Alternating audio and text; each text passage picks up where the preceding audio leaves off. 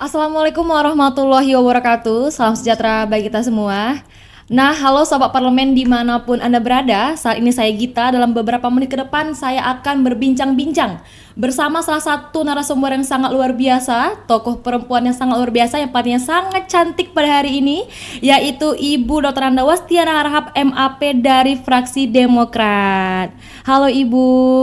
Halo, Assalamualaikum warahmatullahi wabarakatuh. Waalaikumsalam warahmatullahi wabarakatuh. Iya Ibu, gimana Bu kabarnya pada hari ini? Alhamdulillah sehat. Seperti yang kalian lihat bersama di sini, saya dalam keadaan sehat walafiat. Alhamdulillah Ibu, semoga selalu dalam keadaan sehat walafiat ya Ibu Iya. ya. Nah Ibu, hari ini kita mau membahas tema yang sangat luar biasa sekali pada hari ini Sobat Parlemen. Nah, kita akan membahas tentang politik dan kepemimpinan perempuan. Sangat luar biasa sekali tema kita pada hari ini. Nah Ibu, langsung saja ya Bu, boleh dong Bu, ceritakan sedikit perjalanan Ibu yang kita tahu pernah menjadi kepala dinas di Dinas Kependudukan dan Catatan Sipil dan juga Dinas Pendidikan di Kabupaten Deli Serdang. Mungkin Ibu bisa sharing-sharing juga dong para sobat parlemen yang ada di rumah. Iya, terima kasih Mbak. Selamat pagi, salam sejahtera buat kita sekalian. Assalamualaikum warahmatullahi wabarakatuh. Eh, Terkait dengan apa yang disampaikan oleh tanya tadi, perjalanan untuk duduk di legislatif ini adalah tidak sederhana, dan saya sudah mulai bertugas di Deli Serdang sebagai ASN sejak 1 Maret 1985, dan perjalanan itu berakhir di 1 September 2018. Di 3 dinas, BP7 periode pertama saya ASN, lalu selama 27 tahun saya bertugas di Dinas Kependudukan dan Catatan Sipil, sehingga izin Allah saya menjadi kepala dinas sampai dengan 2 April 2015. Alhamdulillah, 2 April 2015 saya menjadi kepala dinas pendidikan sampai saya pensiun 1 September 2018. Barangkali seperti itu perjalanannya. Oh, perjalanan sangat luar biasa sekali Bu. Pasti banyak sekali pengalaman-pengalaman yang Ibu dapat pada saat Ibu menjabat sebagai kepala dinas ya Ibu ya. Iya, insya Allah. Alhamdulillah. Alhamdulillah. Nah, Ibu, kira-kira apa nih yang menjadi pendorong Ibu memilih terjun ke dunia politik gitu? Sebenarnya sederhana. Ketika politik itu abilik salah satu mengambil kebijakan ataupun salah satu tempat kita untuk bisa lebih berafiliasi atau berbuat di tengah masyarakat. Saya berpikir setelah pensiun jadi ASN, berarti kita bukan berhenti untuk bisa mengabdi kepada masyarakat, khususnya di Kabupaten Deli Serdang. Insya Allah kesempatan itu kita dapatkan pada pencalekan pada tahun 2018. Kita mundur dari ASN dan akhirnya izin Allah di 2019 kita duduk sebagai anggota legislatif periode 2019-2024 dari fraksi Demokrat. Kan seperti itu yang menurut saya ini adalah suatu kesempatan bagi kita sebagai perempuan. Kenapa? Karena topik kita tadi kan politik dan kepemimpinan perempuan. Karena isu gender itu bahwa pemimpin itu yang harus mumpuni dimiliki, harus dipegang atau diserahkan kepada laki-laki. Sementara secara internasional dan secara nasional, perempuan itu tidak juga kalah pentingnya untuk bisa duduk di satu posisi, baik di pemerintahan maupun di tengah-tengah masyarakat barangkali. Terima kasih. Berarti Ibu memang dari dulu sudah ketertarikan dengan masyarakat ya Bu ya? Ya, izin Allah di 27 tahun itu saya di Dinas Dukcapil, itu menurut saya adalah pengalaman yang sangat luar biasa. Kita berhadapan langsung dengan masyarakat. Di desa Deli Serdang 380 desa, 14 kelurahan, kita berhadapan secara rutinitas selama itu. Jadi saya berpikirnya ini barangkali memang betul-betul kita mengabdi dan bisa berbuat di tengah-tengah masyarakat untuk meningkatkan kesejahteraan masyarakat. Waktu itu pada saat itu tentunya pelayanan di bidang dokumen kependudukan. Seperti Oke. Nah Ibu, lalu bagaimana politik di mata Ibu? Kalau politik di mata saya dari zaman Rasulullah juga sudah ada politik, itu adalah strategi barangkali. Dan menurut saya tergantung kita pelaksana politiknya ini tadi. Menurut saya bagus politik itu, apalagi khusus perempuan. eh, Undang-undang mengatur, PKPU mengatur, memang kepemimpinan ataupun kesempatan itu ada diberikan buat perempuan. Barangkali melalui jalur politik di sini ini tempatnya gitu. Itu menurut saya. Oke. Oke Bu, dari sekian banyak partai politik yang ada di Indonesia ya kan Bu, kenapa Ibu lebih memilih untuk bergabung di Demokrat? Saya terima kasih barangkali eh, pertama tentu saya lebih tertarik dengan Partai Nasional. Itu secara umum ya, secara umum. Lalu kenapa Demokrat? Karena saya juga lihat perkembangan dan proses pemerintahan SBY selama 10 tahun 2 periode di 2004 sampai 2014 itu adalah saya lihat adalah proses yang menurut saya untuk kita bisa ikut di sana bergabung yang punya moto adalah Demokrat peduli dan memberi solusi. Barangkali ini wadah yang menjadi motivasi buat saya sehingga saya memilih Demokrat untuk sebagai perahu saya untuk duduk di DPR ini. Apakah memang saat itu memang Ibu langsung ingin sekali bergabung di Demokrat atau memang ada pertimbangan-pertimbangan lain untuk bergabung di partai lain mungkin Bu? Ada beberapa kawan yang barangkali menjelang kita pensiun, ada beberapa kawan namanya juga politik, namanya juga partai, itu banyak yang melakukan pendekatan-pendekatan, tapi karena kita sudah punya komitmen dan keinginan dari awal, maksudnya dari awal saya mundur ke belakang kembali, perjalanannya ini memang diatur Allah, memang murni dia hati untuk Demokrat. Tuh. Lalu saya berpikirnya kalau dia kesempatan ada buat kita kenapa enggak gitu. Oh iya benar sekali Bu. Berarti memang udah ada niat dari hati Iya. ingin bergabung di Demokrat ya Bu ya? Insya Allah Iya. seperti itu. Nah jadi Ibu kan selama ini kan yang dihadapi itu pasti banyak tantangan, halang rintang lah kita bilang ya Bu ya, banyak sekali tantangan. Nah kira-kira apa saja tantangan yang pernah Ibu hadapi selama Ibu menjadi politikus perempuan Ibu? Sudah pasti kita untuk duduk di kursi DPR ini saja kita harus berhadapan dengan tantangan tentunya. Seorang perempuan kita berpegang teguh kuat semangat kita itu dengan adanya undang-undang dan PKPU yang memberi peluang dan kesempatan kepada perempuan 30% untuk duduk di legislatif, baik itu secara partai maupun di anggota DPR-nya tentunya. Nah, kesempatan ini tentu kita ambil bukan gampang. Kenapa? Itu tadi isu gender. Isu gender itu masih barangkali kecil kesempatan diberikan untuk perempuan. Tapi karena saya niatnya sudah tekad untuk itu, dengan segala perjuangan dan kita pun harus diproses melalui MK, harus duduk di sini, itu menurut saya tantangan yang luar biasa dan tentu semua itu berkat izin Allah bisa kita lalui untuk duduk di DPR. Itu barangkali luar biasa menurut saya. Berarti tantangannya cukup banyak ya Bu, karena kita kalau mau menjadi sesuatu itu perlu nih jalan lika-likunya tuh panjang sekali ya Bu ya. Makin banyak ujiannya barangkali makin tinggi kelasnya menurut saya seperti itu. Iya, sangat luar biasa sekali. Nah, Ibu yang seperti Ibu bilang tadi ini terkait dengan gender, karena kan sebagian besar masyarakat memandang bahwa seorang perempuan yang menjadi pemimpin tidak layak karena mendahului kaum laki-laki. Dan juga banyak juga yang bilang menentang karena persoalan gender seperti yang Ibu bilang tadi. Nah, apakah representasi perempuan mumpuni untuk menjadi pemimpin? Nah, kebetulan kan Ibu juga saat ini sedang menjabat sebagai Ketua Komisi 1 ya Bu. Nah, bagaimana menurut Ibu? Pertama saya harus garis bawahi dulu, suksesnya seorang perempuan itu tidak terlepas dari dukungan. Pertama tentunya dukungan keluarga. Ya, kita bisa semangat bekerja, dukungan keluarga itu pasti prioritas dan nomor satu.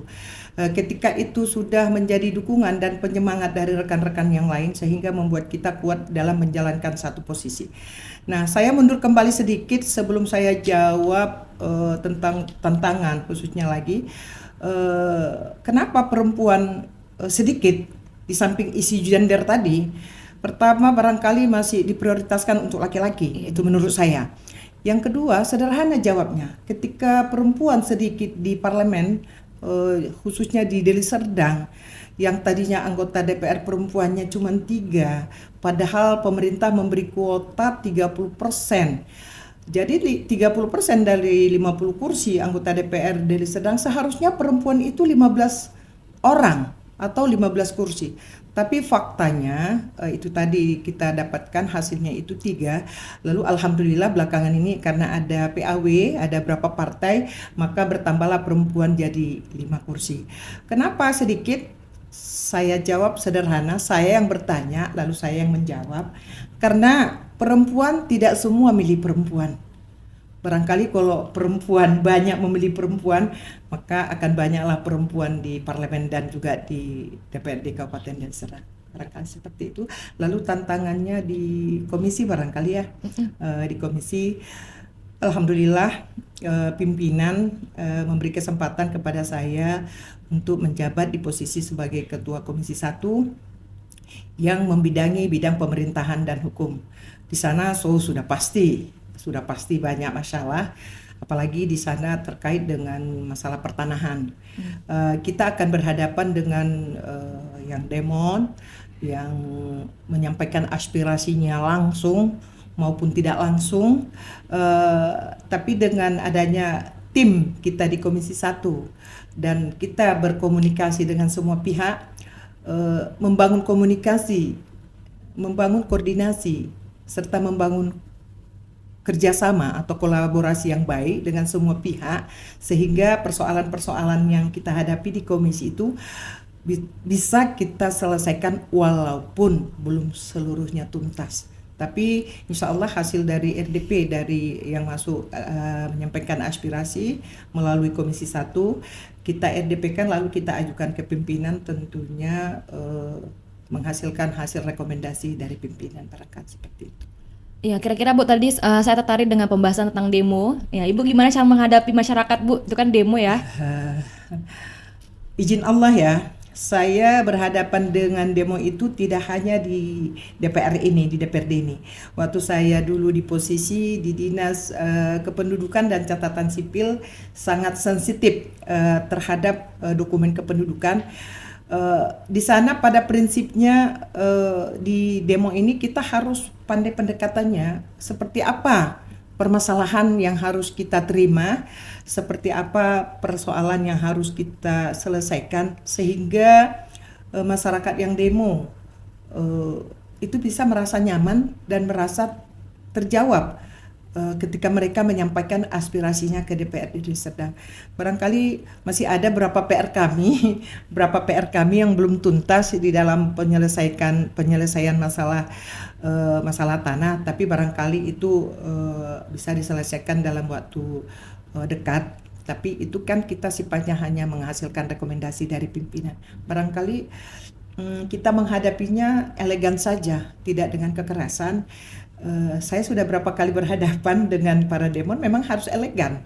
Karena kalau kita hadapi dengan yang datang marah, yang datang kasar, lalu kita jawab dengan yang kasar juga, itu tidak ada titik temunya. Tapi insya Allah sejak saya di Komisi 1 barangkali masih bisa kita hadapi dan kita handle secara bersama-sama dengan ketua, wakil ketua komisi, sekretaris komisi dan seluruh anggota komisi barangkali. Ya, berarti masih dikategorikan aman ya Bu ya? Insya Allah. Aman, alhamdulillah aman. Nah, berarti selama demo tersebut memang nggak ada yang misalnya nih, Ibu kan udah menjawab nih pertanyaan mereka, berarti mereka tuh nggak ada lagi bertanya-tanya lagi ya? Setiap persoalan pasti ada perasaan puas tidak puas. Iya benar. Itu hal yang memang lumrah itu.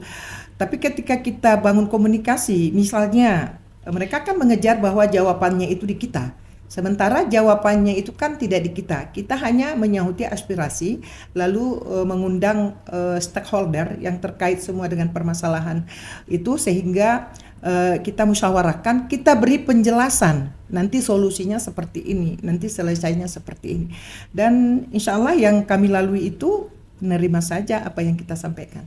barangkali barangkali ya. Cara kita menyampaikan kepada mereka Iya, ya Bu ya. supaya mereka paham bahwa proses itu di DPR ini seperti ini.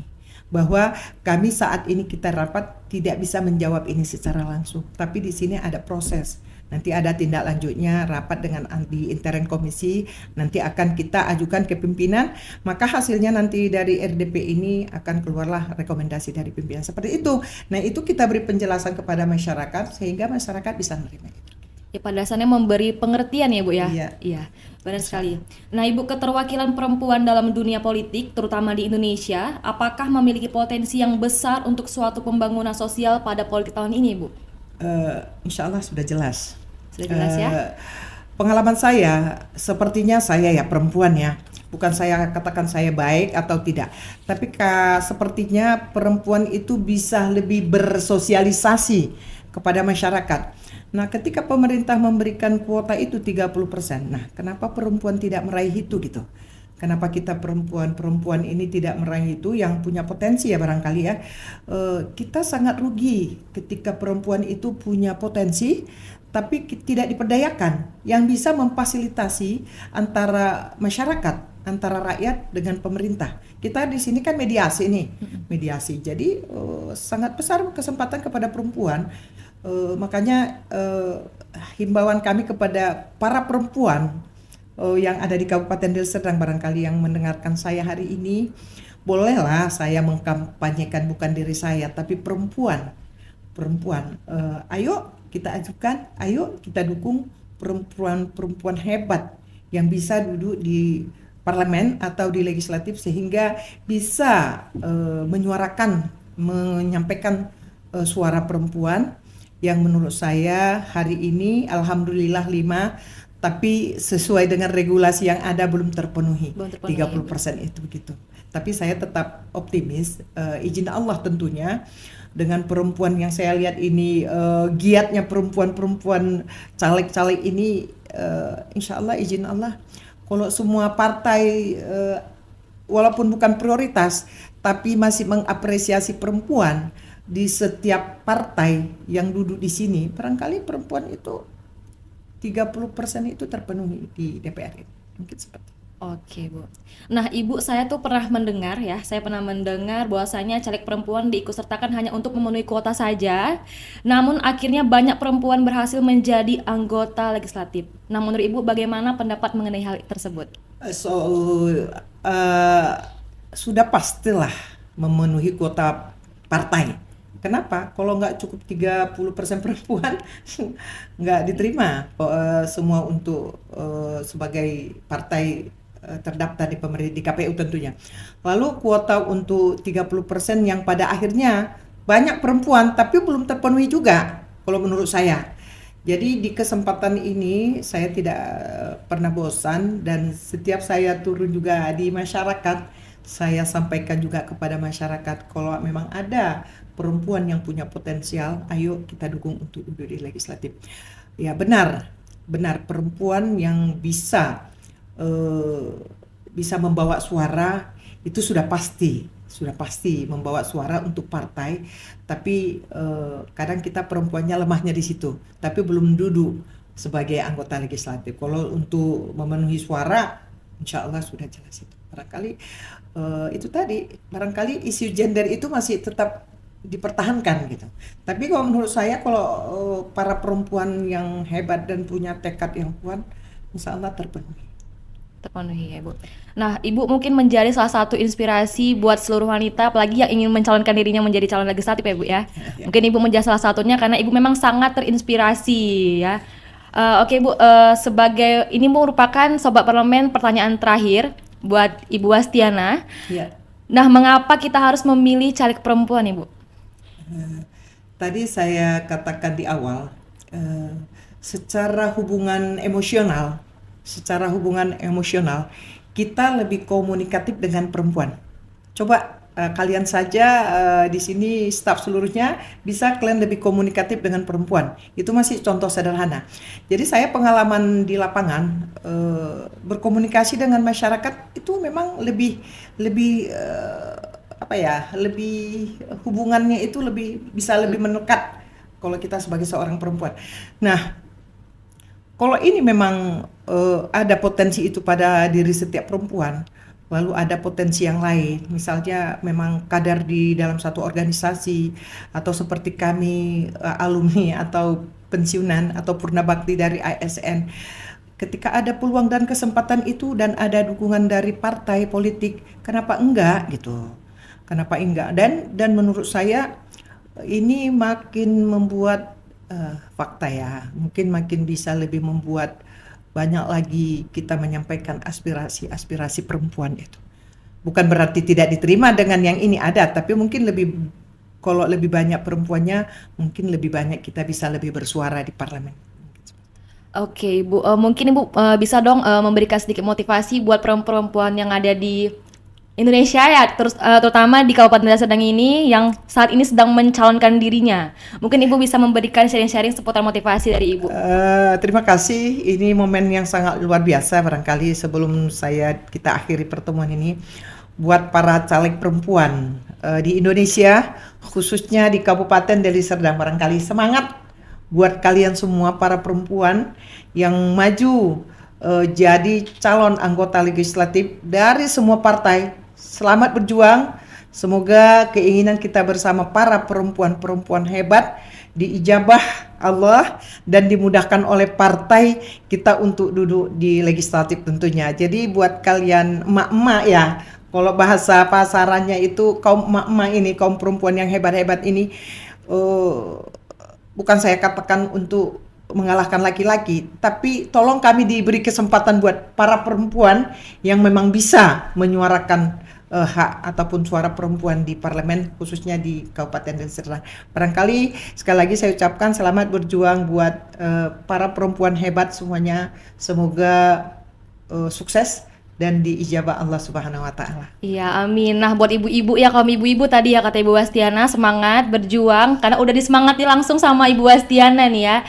Oke, tapi saya tambah sedikit, bukan hanya untuk calon saja. legislatif. Iya, semuanya. Barangkali semangat ini buat semua para perempuan, ibu rumah tangga, apapun profesinya, apapun profesi para perempuan, tetap semangat karena kita adalah seorang ibu buat anak-anak kita.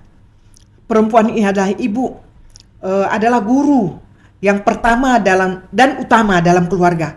Bahasa ibu, para perempuan, semangat ibu, apapun profesi ibu di rumah tangga. Ibu rumah tangga, ibu rumah tangga atau pembantu rumah tangga, ASN, semua profesinya, selamat berjuang dengan profesi masing-masing, tetap semangat. Semoga keluarga kita bahagia dengan kehadiran kita, walaupun kalau orangnya aktif, perempuan karir, perempuan berpolitik, yang paling utama itu keluarga adalah yang korban. Itu sudah jelas barangkali. Itu buat ibu-ibu, para perempuan semua semangat terus untuk menjalankan tugasnya sesuai dengan profesinya masing-masing. Mungkin itu saja. Baik, terima kasih banyak Ibu Wastiana. Terima kasih juga telah meluangkan waktunya berbincang-bincang santai bersama saya di sini dan sama sobat-sobat parlemen yang ada di rumah. Nah, Ibu, sayang sekali kita akhirnya berakhir nih pertemuan kita hari ini, Ibu ya. Besar harapan saya Ibu sukses selalu, karirnya meningkat lagi dan pastinya sehat selalu, Bu ya. Boleh saya sedikit tambahkan? Boleh, Bu, silahkan. Barangkali kehadiran saya ini di sini, saya yakin ada ada manfaatnya ya, baik sebagai inspirasi, baik sebagai motivasi buat semuanya para perempuan. Jadi mungkin ada hal-hal yang tidak pada tempatnya saya di pertemuan ini, saya mohon maaf. Kalaupun ada yang lebih atau tidak pas itu di luar kemampuan saya, kepada Allah saya mohon ampun, dan kepada semua yang melihat acara ini saya mohon maaf barangkali. Oke, baik, terima kasih Bu, sekali lagi saya ucapkan. Nah, baik sobat parlemen, demikianlah bincang-bincang kita pada hari ini, bincang-bincang santai bersama narasumber yang sangat luar biasa yaitu Ibu Wastiana. Terima kasih Ibu sekali lagi. Ya, terima kasih sobat parlemen. Semoga kita dalam keadaan sehat selalu dan sampai bertemu lagi di episode-episode selanjutnya. Wassalamualaikum warahmatullahi wabarakatuh. Waalaikumsalam warahmatullahi wabarakatuh.